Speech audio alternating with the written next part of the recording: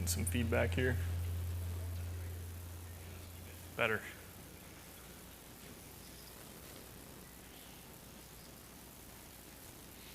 Everybody got quiet, so I guess we'll get going. Let's see.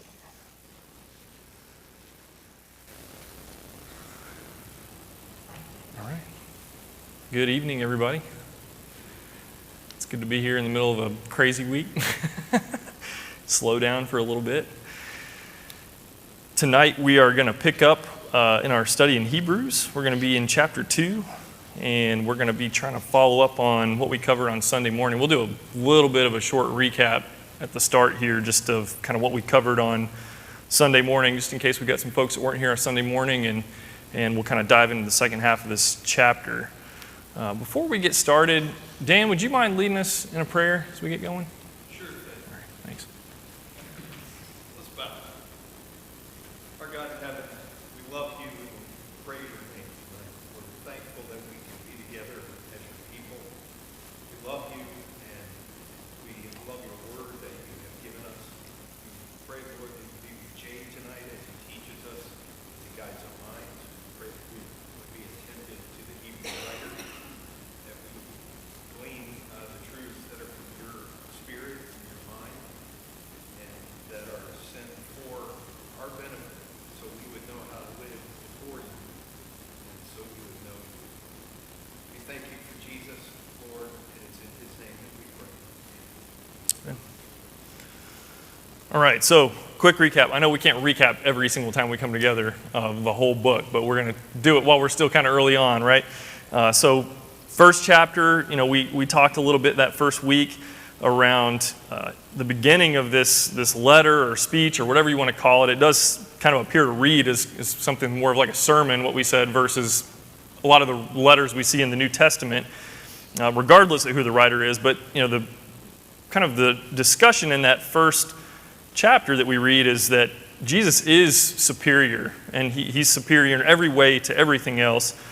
Certainly there's an argument there in that first section of this letter or speech we're reading, making this argument that Jesus is superior to angels. And it seems to be, we're going to kind of come back a little bit to that tonight, but not only is Jesus superior to them, that he is this imprint of the very nature of God, and not only is he this imprint of God, he is divine. And so we follow up with that and what we covered on Sunday morning, and we kind of transitioned from that discussion into a warning. And we talked about this warning that we have here for this Jewish Christian audience who apparently had heard the gospel message, had obeyed the gospel message, and we talked a lot about that drifting away, right? That phrase of drifting away, and what does that mean, and kind of does that happen to us? We had some good discussion around that, I think. We talked about, I think early on in the beginning of this class, possibly there's this argument here against angels and this group that he's writing to, possibly could be some influence coming from a man that was writing at the time, contemporary to all this going on, a guy named Philo, who was really kind of a Jewish philosopher that was kind of blending a lot of Greek philosophy in with Judaism. And so really this warning is calling this audience back to the truth that they had heard, back to Jesus, and that there is no other hope beyond Jesus. And so we talked, this plea that we read about last week, really focusing on the nature of Jesus, reminded us that Jesus truly is the Son of God, but he also truly was the essence of man as well. We read that reference in verse 6, tying back to the psalm that King David had wrote, which was, we talked about some of that language kind of drawing our minds back to the Genesis account and the things that Adam and Eve were charged with doing and the dominion that they had over creation. And they really had forfeited that dominion and kind of that status that they had with God when they sinned and rebelled against God. But we're comparing that now with Jesus kind of being this new Adam, this second Adam that is really coming back to reclaim all those things. And he's going to subject everything, and he's going to have this dominion over all creation. And so we kind of stopped our discussion on Sunday really looking at how Jesus had made this choice to become lower than the angels for a little while to accomplish this mission that he had and that phrase being tasting death for everyone. We're going to talk a lot about the death of Jesus tonight. I mean, that's a very heavy emphasis in what we're going to be reading about, and obviously a lot through this letter, speech to the Hebrews. Can you guys remind me, a little bit of that discussion we had on Sunday? Why would this death of Jesus, and especially in the manner of the way Jesus died, why would this have been such a hang-up for somebody that was coming from maybe a influence of Greek way of thinking?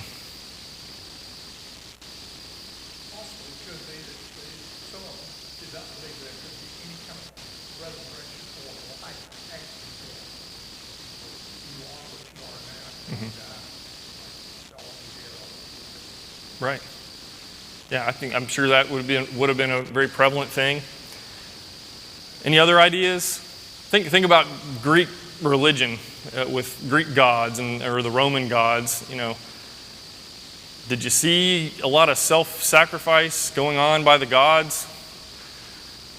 No, it's kind of counterintuitive to the way. I mean, even the way we think about our heroes. The hero is not supposed to die, especially in the manner that Jesus died, right? It's very, very opposite of kind of the way that thought process works.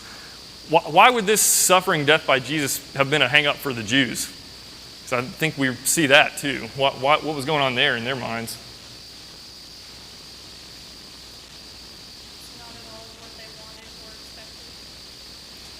Yeah, I think, what were they expecting, I guess? Like earthly kingdom, like letting out like government of like keeping them under control and kind of like liberating the nations. I think that, it's hard to get exactly in their minds, but that seems like that was probably pretty likely, right? I mean, they were wanting to get out from under the thumb of the rule of Rome and, all of this, restoration of the physical nation of Israel, kind of back to a David or Solomon. I think that very much is kind of where they were wanting to go. And so Jesus did not fit the mold for what they wanted out of that. So, we quoted this last week, but 1 Corinthians chapter 1, Paul kind of sums that up pretty nicely, right? Jews demand signs, Greeks seek wisdom, but we preach Christ crucified, which we're going to talk about that a lot, obviously, tonight. A stumbling block to the Jews and folly to the Gentiles. It's like both of these groups, it didn't really add up to them how this Jesus and the way he was going to be humiliated on the cross, it didn't jive with what they were expecting of a Christ or a Messiah. So it's unique, right? This is unique in this gospel message in that God actually, I think we talked about this in the very first week, but the thing that's really unique about Christianity is where you have Greek gods and this distance or this gulf between, you would never have a chance to talk to the gods. God is actually reaching out to us. He's doing these things, proactively reaching out to us because he wants us to be in a relationship with him, which is really, really fascinating and pretty overwhelming, to be honest. So we're going to jump into our chapter tonight. Yeah, go ahead, Dan.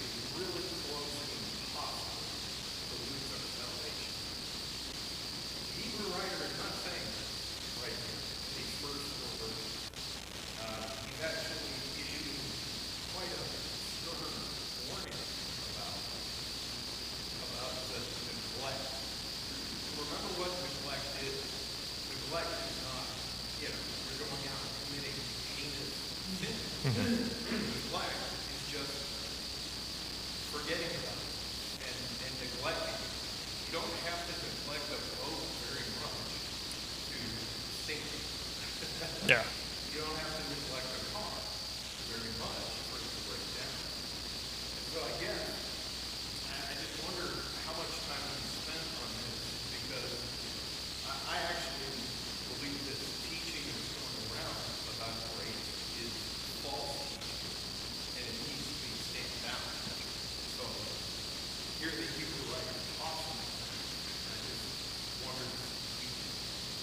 think we covered it pretty extensively on Sunday morning. But yeah, I mean, absolutely. It's, we kind of talked about some of the implications of that section right there in this kind of warning, that it implies that you can be a believer and fall away, right? And kind of what all that means, right? The things that are kind of tied in with that. So absolutely, I mean, yeah, it's not to be understated. We definitely did cover quite a bit of it on Sunday. So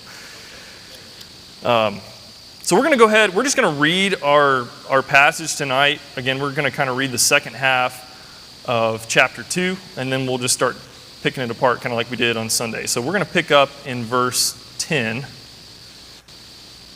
and read down through the end of the chapter.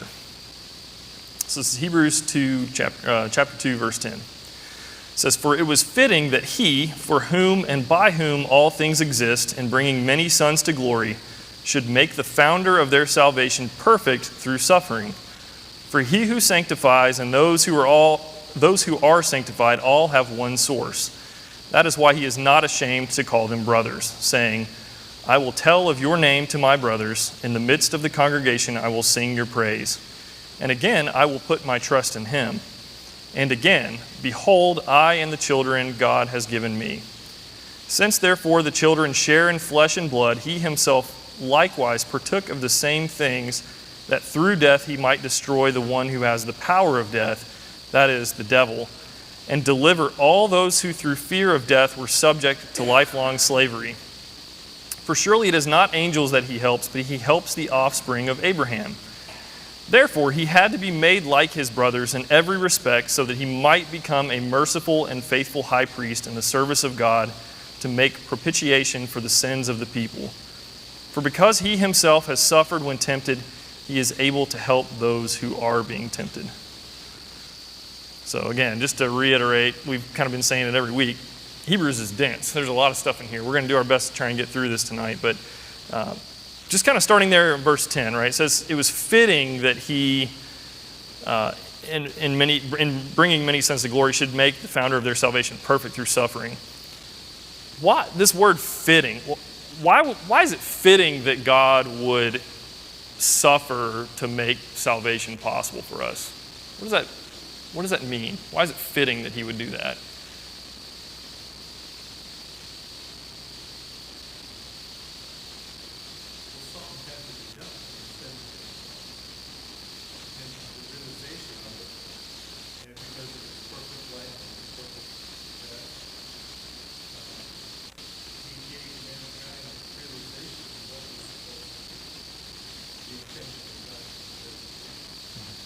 I like what you said. Something had to be done.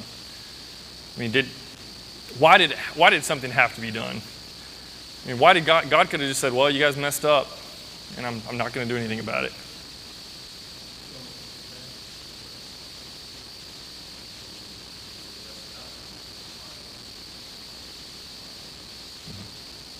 It's also something tangible for us that sin causes suffering.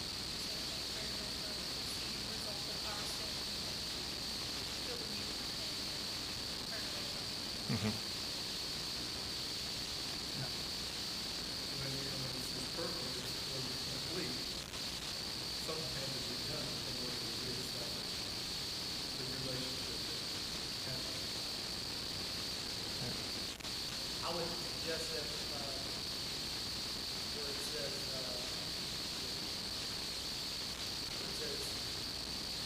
for whom and through whom there is peace, I would suggest that goes back to the creation.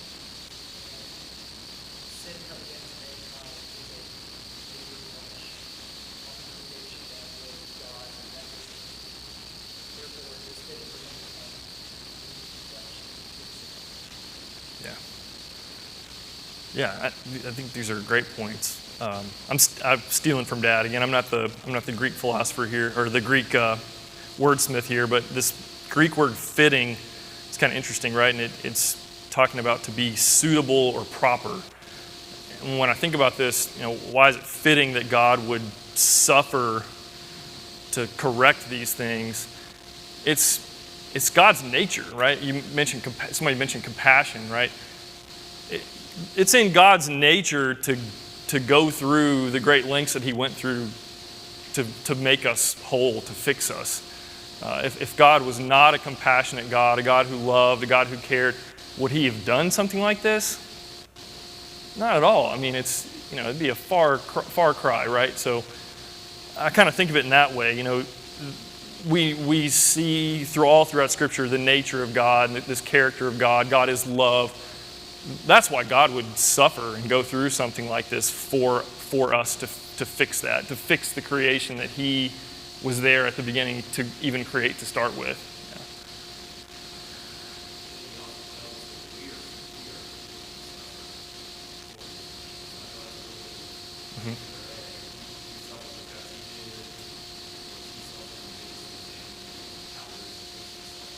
Yeah.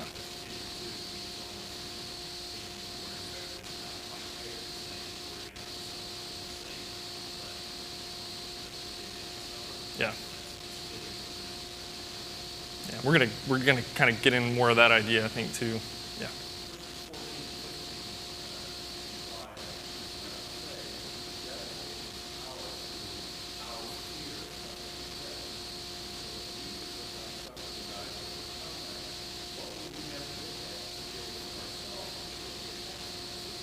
It's a great segue, Steve. So my next question here is, this word that's used in, let's see, in verse 10, towards the end of that, right, it says, it calls him the founder of salvation, or our salvation. This word, again, here in the Greek, kind of implies a chief leader, someone who takes the lead, a pioneer. Author, I think, is used in some of the translations. I was kind of thinking about those words. It's kind of that one who takes a lead or a pioneer. We all know the word trailblazer, right? So somebody who's a trailblazer in maybe their respective area, discipline, those kinds of things. What does somebody do that's considered a trailblazer?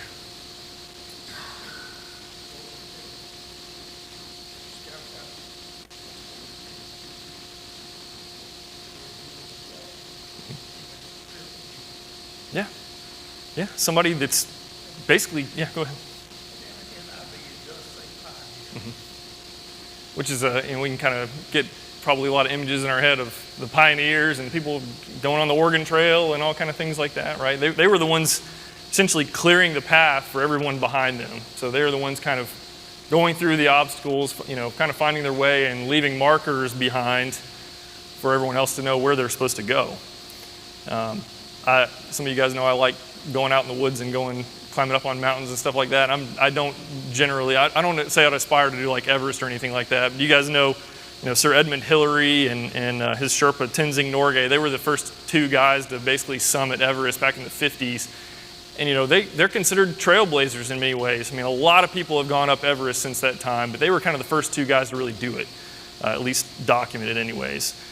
So, we think about kind of this pioneer or trailblazer, author, founder, in what ways are we viewing Jesus as as those things? Steve kind of already said it, but in what ways is Jesus our trailblazer?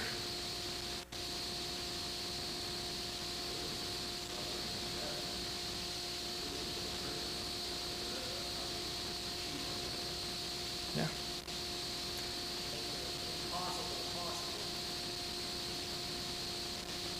There's always been, a line God, he's made it clear.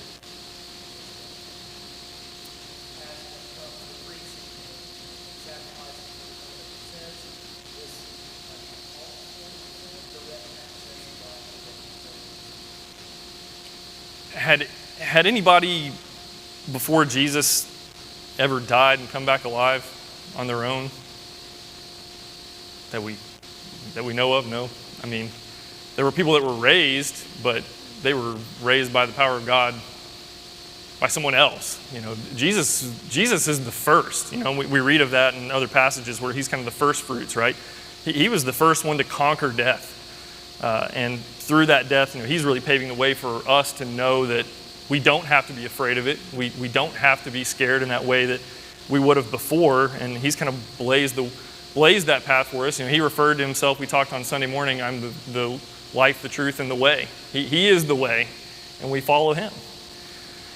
Now I was thinking about the disciples, right, and Jesus' ministry, and as we kind of paint the picture of Jesus being this trailblazer, think about everything Jesus went through, especially towards the end there, right, and just how difficult that path was getting, to the point where, the guys that were following him, they were kind of starting to drop like flies. I mean, they were, this is too hard. This is not the path I want to be on. And then, it was a scary thing, I think, for them. But the whole script gets flipped on that third day, and those guys realize, okay, we don't, things are different now. We don't have to be scared in the way we were scared before. And then everything changes. So, Jesus in John 14 says, a little while longer and the world will see me no more, but you will see me. Because I live, you will live also. We kind of see that path being laid before us. How was Jesus perfected? It says he was perfected. How was he perfected in that suffering that he endured? In what way was he perfected?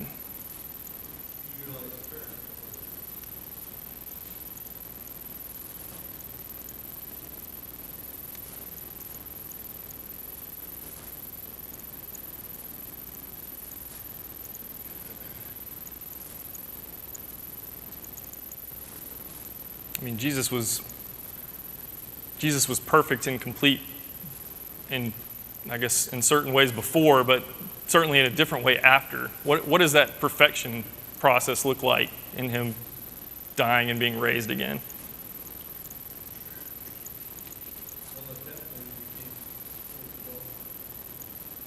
In what ways? He went through the living, the example, the source of the death, resurrection. So he went through the whole myriad of process in order to be perfect, in order to be qualified, in order to, through human suffering, in order to teach us that he was able to do it. And he could have not done all that. But being that he did do it, it bonded both humanity and Jesus together. Yeah, I think Bob hit on something that's important here. It's not that the suffering perfected Jesus. He was already perfect. Right. That's a foreknown. Right. Yeah. The idea that the writer here, I believe, is getting at is that he was made the perfect sacrifice for our sin through suffering. That's really the thrust here. Not that Jesus needed to be made perfect. It was just that he became, through suffering, the perfect sacrifice. Mm-hmm. Because he endured a lot of what we endure, and therefore could identify with those things. To tag on to what Dan was saying, he was obedient to God's will all the way. You can't be any more obedient. Yeah. I think that's definitely an aspect of, maybe the point, right, is this obedience that Jesus went through. And we read in Philippians where he humbled himself even to the point of death. That seems to be a theme that keeps coming back up and up through the New Testament writings, that there were prophecies and this plan and all these things in place, and Jesus executed on that perfectly, going through and perfectly submitting to the will of his Father and doing these things and bonding himself to humanity in this way that, I guess couldn't have been done another way, right? And just kind of the perfection of that process, yeah. Verse 11, it says, "For he who sanctifies and those who are sanctified all have one source." Or actually, sorry, I got ahead of myself here. So one other phrase I wanted to mention, this bringing many sons to glory. Who are the many sons? Who's he talking about? Talking about us, right? I think that's really amazing. In verse 11, again, he mentions he who sanctifies and those who are sanctified all having one source. It is amazing, right? It's talking about us as brothers, as he's going to refer to us in a second. how does this contrast with everything we've been talking about in this whole discussion of angels? He's made a lot of points about kind of comparing and contrasting angels. What's the contrast here of these many sons being brought to glory versus the angels?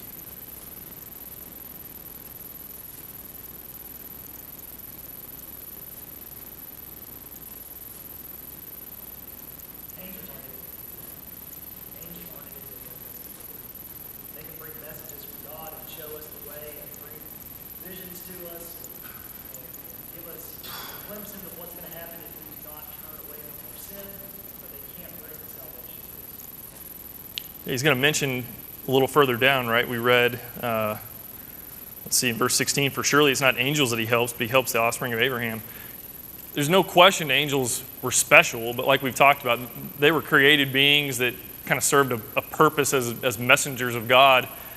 But you kind of get this sense that they don't appear to have this same kind of special relationship that we do with Christ, which is it's kind of staggering to think about, that in some ways God is elevating the relationship we have with him, with his son, beyond these heavenly beings that have been created, that were kind of serving God. It's kind of amazing. This phrase in verse 11, he who sanctifies and those who are sanctified all have one source. That's why he's not ashamed to call them brothers. There are some scholars that will connect this text over to Jesus' kind of famous is referred to as the high priestly prayer over in John 17. I'm just going to read a quick little blurb of that. This is John 17, starting in verse 14. He says, I have given them your word, and the world has hated them because they are not of the world, just as I am not of the world. I do not ask that you take them out of the world, but that you keep them from the evil one. They are not of the world, just as I am not of the world. Sanctify them in the truth. Your word is truth. As you have sent me into the world, so I have sent them into the world. And for their sake I consecrate myself, that they may also be sanctified in truth. Kind of back to this idea of, Steve had kind of mentioned this obedience and devotion that Jesus had while he was here in this place, and saying here that he was sanctifying himself so that we could be sanctified too alongside him. And again, it's back to this idea that God is inviting us into this very special relationship that is so unique and so personal, and that is just such not only an amazing thing, but a very unique thing, right, for us to have that special relationship, and in a relationship that's not based in this world. It's based outside of this world. Kind of what we're going to get into. How did Jesus sanctify us as his brothers? Kind of what this is talking about here. How did he sanctify us? Kind of back to what Dan was talking about earlier.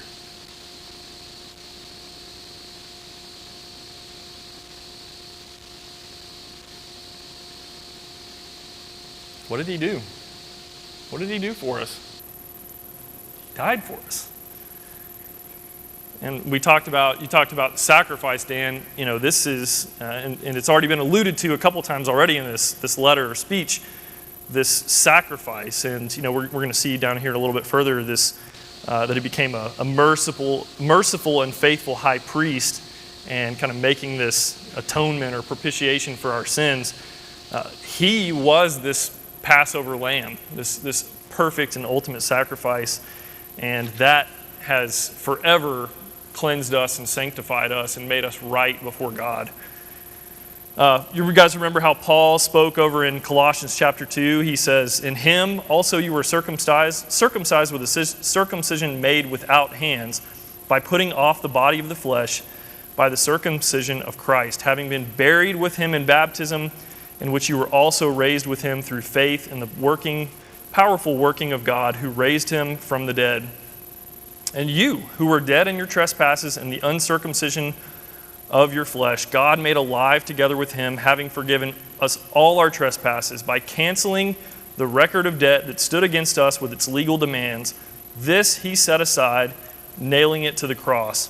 He disarmed the rulers and authorities and put them to open shame by triumphing over them in him. kind of a lot of what we're reading tonight is kind of summarized there in Colossians 2 for us. So then he gets to some quotes here. So in verse 11, starting in verse 12 rather, he starts bringing some more Old Testament quotes in, as he's already been doing in this letter or speech. And this first one comes in verse 12 from a quote over in Psalm 22. And that reads, "I will declare your name to my brethren. In the midst of the assembly, I will sing praise to you." Where do we famously recognize Psalm 22 from? Jesus on the cross, right? And how do we normally think about Psalm 22 in that context, and kind of how Jesus is using that quote? I mean, I know there's a lot there, but kind of. My kind of glance up, that's usually I think that would be, because that's what it was. Right.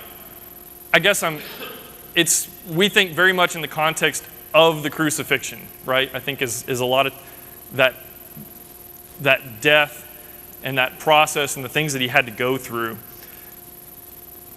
Why is he quoting that here?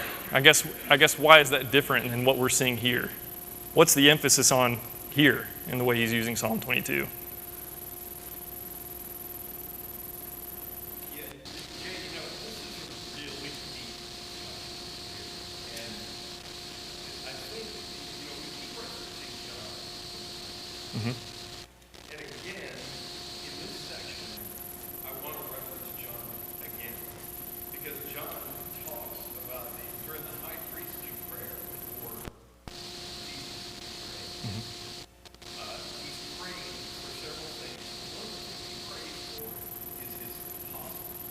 Okay? And when he prays for them, he in John 17, he says, "And for their sakes," talking about the apostles, "I sanctify myself." Okay? That they also might be sanctified through the truth. It's interesting because he goes on that same thought to say, and I think the Hebrew writer is doing this here.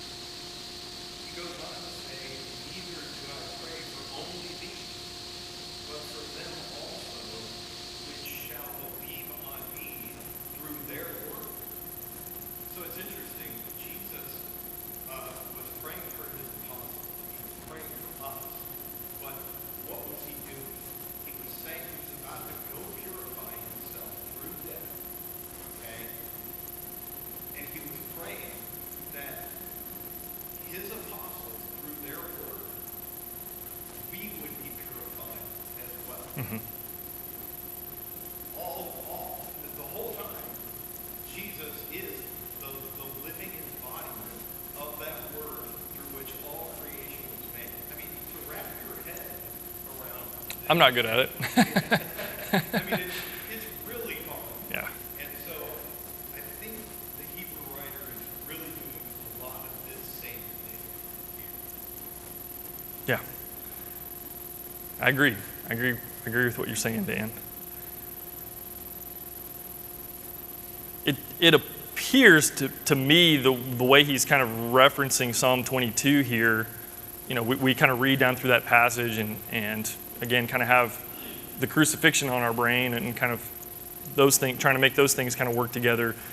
But what he's quoting here appears to be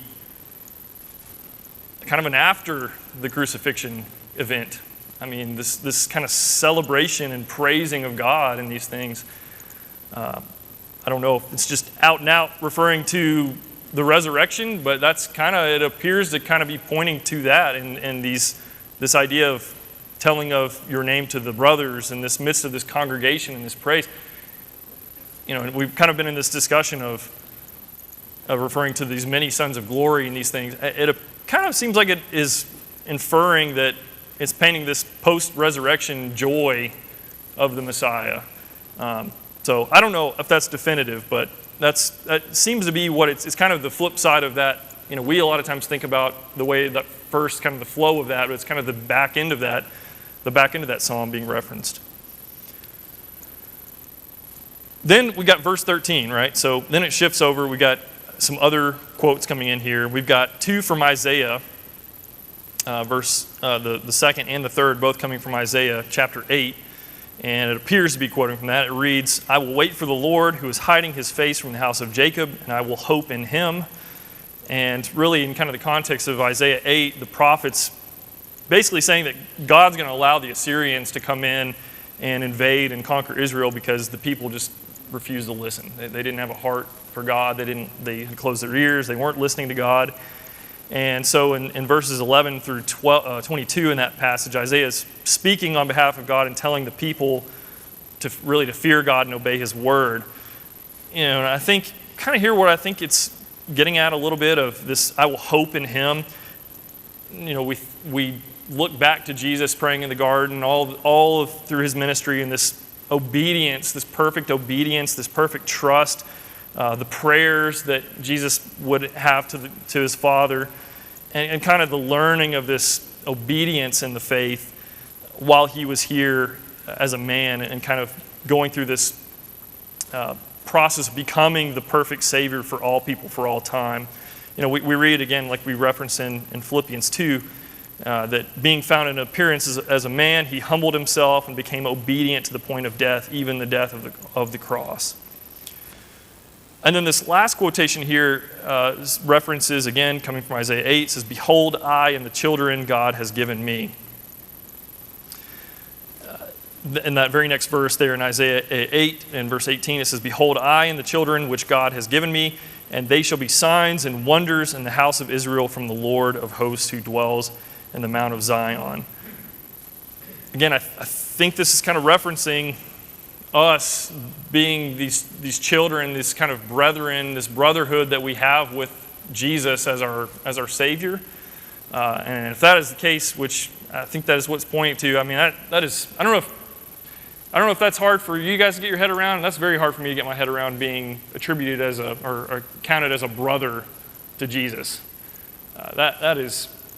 That's about as big picture, blow your mind kind of stuff, Dan, I think, as we can try to get our heads around. Well, why are we brothers? Because who's the Father?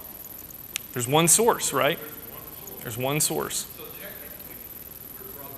And I think that is also part of why so many of the Jews, the Pharisees, just would get irate with Jesus and want to kill him, because he was attributing himself to being that kind of connected to the Father, and they did not care for that idea. So, mull on that. Try to get your head around that. Yes? One of the passages you read, this kind of ties into it, where Christ, assuming humanity to himself, being embodied with the incarnation, he was required to live within the limitations. He had the power to do anything he wanted to stop the whole thing. Mm-hmm. He had the power to do anything. But he lived with the idea of staying within those limitations, but then the other side of that was complete dependence on God. And it was because the completion of all of that made him perfect, that he's at the right hand of God. Right. Yeah, that just complete dedication to that, just that, like we're saying, perfect obedience, but just that trust. I mean, like pure trust in God that this is going to happen, right, the way that it's supposed to happen. And we've got a little insight of his humanity, where he says, we're in the garden where he prayed to the Father, if this is your will. Right. You can see that there might have been a little bit of concern on his part, but he says, let your will be. Yeah. It makes him relatable more so to us, that he would have even that inkling of trepidation about what he was going to go through. Yeah. I think about this. I think about this is the ultimate contest, or challenge, I say. But this was a battle for David and Christ. Because Satan's acted as Pharisee, acted as Judas' heart twice. He was the source of the evil drive to the evil people. He's the greatest creative that they can be in every way. And you go down and look at Luke where the Bob was talking a second ago. And it's precarious is not the right word, because somebody could say that I doubt it, something I don't doubt it. But when Jesus was to the point that he was, right, and then an angel appeared to strengthen him, he was pushed. He was pushed. And because he had taken on humanity itself had a certain degree that he could take or he couldn't take. And so it was his message to his father. His father supplied some support to him at a precarious moment. Just do it. But he never gave in. He never gave in to throwing in the towel. He never gave in to just reverting to his eternal power and saying, I'm just not going to do this. Right. Yeah. So it was a contest between those two forces. Those two forces are still a contest today. They're still a contest today. And the reason that he took the power of Satan over death was this was Satan's trump card. This was his trump card. You guys have been really good at segues so far. This is a great segue because my question here is, what appears to be Satan's ultimate power? Death. I mean, that's the one thing, apart from public speaking or whatever they say, that is probably the thing that most people in life fear more than anything is death and dying. We think about this and death and where it enters into the equation with all of this. We've already talked about kind of going back to Genesis, and death was not in the cards until we brought it into the cards. We brought it into the equation in a lot of ways. And we go back to Adam and Eve being expelled from the garden, and what happens immediately? Their kids start killing each other.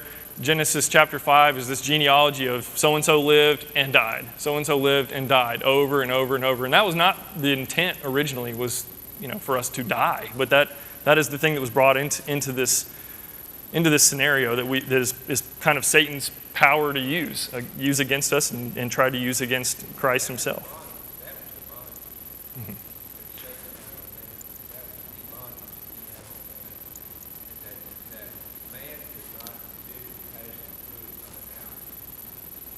When you read verse 15, it says that he was going to destroy the one who had the power of death. And then he uses this phrase in verse 15, and deliver all those through who fear of death were subject to lifelong slavery. What Old Testament scripture does that make you think of? What story from the Old Testament? Those phrases, deliverance and lifelong slavery. Where's your minds go? Exodus makes you think of Moses delivering the people, with God's hand delivering the people out of Egypt, out of slavery. And, that's where my mind anyways. And that is what Jesus is doing. He's delivering us from this slavery of death that's been holding on to us. That's the thing that's kind of had us caged and pinned down. We don't have to worry about that anymore.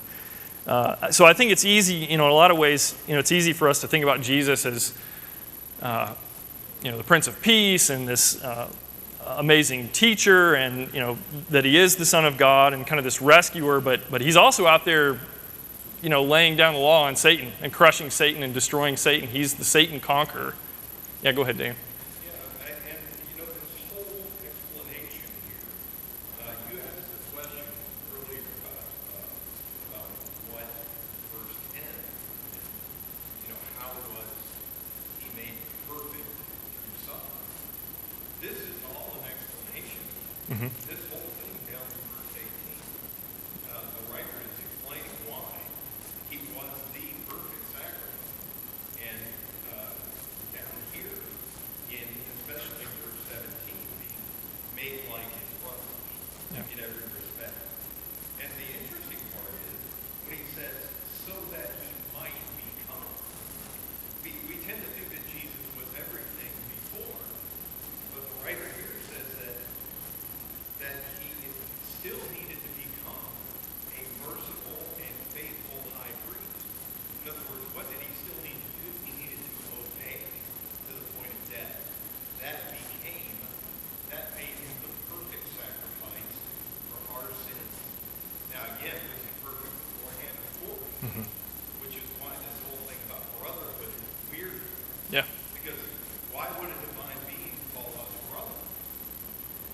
The grace of God. So he had to lower himself to do that. I know the bell just rang. I got like two thoughts here. Jesus being our Satan conqueror, my kid's no different than any kid. David and Goliath is still like the most fun story to them. Even for my 4-year-old daughter, she still thinks that's the best story. We see, it's a shame we're in here and we can't hear what's being taught down in the other classroom because they're talking about Jesus from the Old Testament, prophecies and things from the Old Testament. Jesus is David going out on the battlefield, chopping the head off Goliath. That is what he's done to Satan and doing to Satan. And then to the last point here is kind of what you brought up, Dan. Could he be our advocate if he had not lived as a man and gone through the things that he went through in that way? I don't think he could in the way, like we're saying, we're not questioning his perfection or anything, but it clearly is saying here that he became that perfect empathizer for us because he's lived it. He's done it himself. He's paved the path and blazed that trail for us. All right, I think that was 2 bells, wasn't it? Okay, all right, thanks. Yeah, go ahead, Steve.